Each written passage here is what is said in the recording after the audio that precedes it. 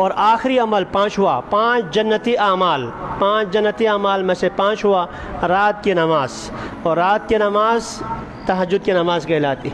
عشاء کی نماز کی اپنی فضیلت، فجر کی نماز کی اپنی فضیلت ہے۔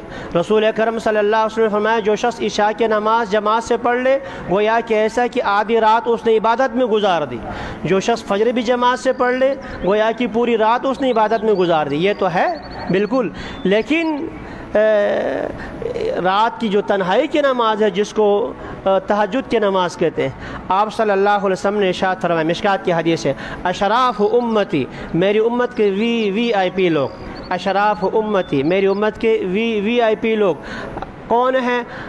حملۃ القرآن، قرآن کے حاملین ایک، و اصحاب اللیل، اور رات کو اٹھ کر اللہ کے سامنے گڑ گڑانے والے، رات کو اٹھ کر اللہ کے سامنے گرانے والوں کو اللہ تعالیٰ کے نبی صلی اللہ علیہ وسلم نے امت کے بہترین اور وی آئی پی لوگ قرار دیے ہیں۔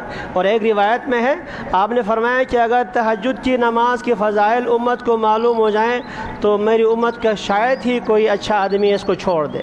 تہجد کی نماز کی فضیلت ہمارے حضرات بزرگان دین فرماتے ہیں جو کچھ ہمیں ملا ہے وہ رات کی نماز میں ملا ہے۔ غالباً جنید بغدادی رحمۃ اللہ تعالیٰ کسی کا انتقال ہوا اور وفات کے بعد کسی نے خواب دیکھا تو پوچھا کیا معاملہ؟ فرمایا اللہ کا بڑا کرم ہوا، اللہ نے مغفرت فرما دیا، اللہ کا کرم ہو گیا۔ فرمایا کیوں، کس بنیاد پر؟ واضح و نصیحت، درس و تدریس، فلاں فلاں۔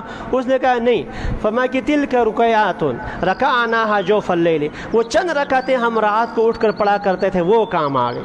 وجہ یہ ہے کہ یہاں میں نماز پڑھوں آپ کے سامنے ریا کا اندیشہ موجود ہوتا ہے، اور رات میں آپ ہیں، آپ کا رب ہے اور اس کے سامنے گڑ گڑاتے ہیں، دعا کرتے ہیں، تو یہ جیسے روزہ خالص اللہ کے لیے ہے تو رات کی عبادت بھی یہ ریا سے پاک ہوتی ہے۔ تو خلاصہ یہ رسول اکرم صلی اللہ علیہ وسلم نے ارشاد فرمایا جنت کے کچھ اعلیٰ قسم کے کمرے ہیں، بالا خانے ہیں، اوپر درجے کا ہے، اور وہ ان آدمی کے لیے، ان لوگوں کے لیے جو 5 اعمال کریں۔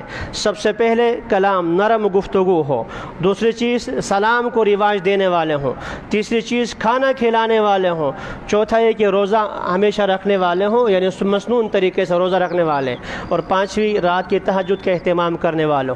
اللہ تعالیٰ میں اور آپ سب کو عمل کی توفیق نصیب فرما۔